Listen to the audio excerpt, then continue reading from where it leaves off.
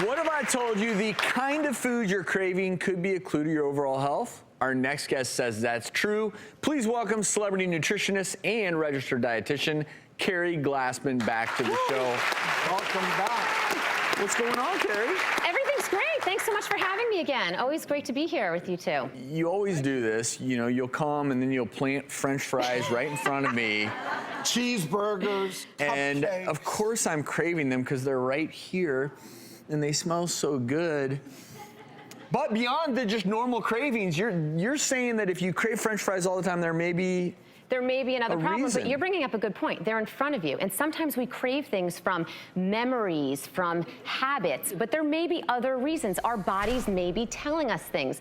And in this case, if your body's craving salty foods like fries, you may need calcium. You can find calcium obviously in better places, or you're not going to find any in the fries, but you can find. That's the point that you're making, that you're craving something, but it doesn't necessarily mean you're not going to get calcium. You're not going to get it. You're going to get a false fix. And what's going to happen here is why your body craves the French fries is the salt. The salt will temporarily increase the calcium in our blood. So then we think that we're getting more calcium. We think that we have more calcium in our bodies, but we don't. So you're saying these are higher in calcium than French fries? I say that tongue in cheek because obviously these are good calcium sources. Kefir, yogurt, dark green leafy vegetables. Make sure you're getting enough calcium. Again, listen to your body. There might be something else going on. I love it. We see this so often with pregnant women with their cravings. Is that because their bodies are telling them that they want certain things? You're bringing up another great point. I mean, the research is new here,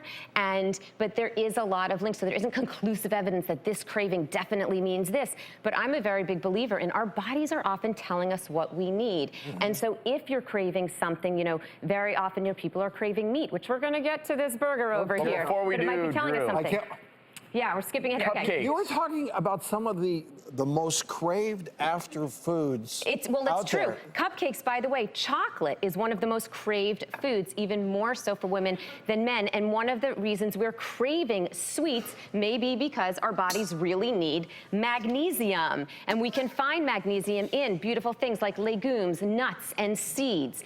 And very often, especially when we're premenstrual, our hormones shift our magnesium levels, and we're irritable, and we're hungry, and we're craving things like chocolate. I mean, hello, that's happened to me for sure.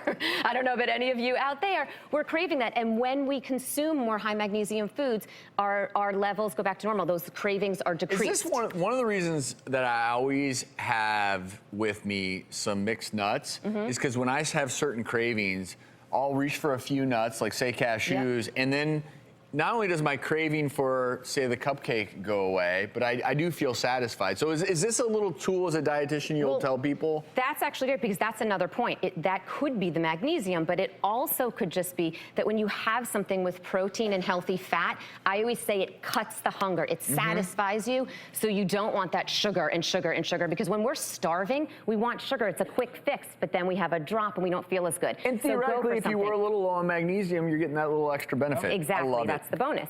Okay, so this one, I just said that I crave the sweets, but this also happens to me. And this one really makes sort of the most sense here. When, again, I'm gonna bring the PMS thing up again. I know, I say, where's the beef? I'll go for grass-fed beef if I can, but I want that, and it's truly because many people need here, let's go for it. Iron, which we can also find in other places, not just, going through a drive-through and getting a burger. Iron makes up a good part of hemoglobin, which is the protein which carries, in our red blood cells, which carries oxygen. So that's why when we don't have enough iron, we're tired, we're lethargic, so we need to get that iron in. And the amount of iron that we consume in our diet directly affects the amount of iron in our blood. We can find it in other places.